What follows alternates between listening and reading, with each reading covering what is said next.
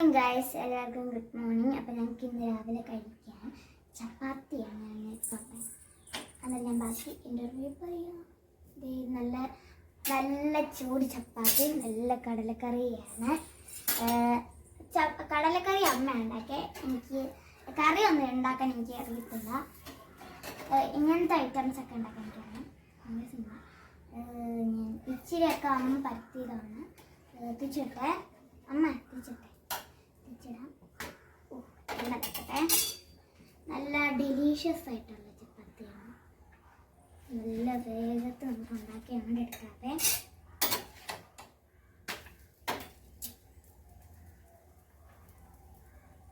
എണ്ണയൊക്കെ തേച്ച് കൊടുക്കാം. പൊങ്ങി വരുന്നുണ്ട്, കൈ കൊള്ളാതെ ചെയ്ത് വെക്കാതെ.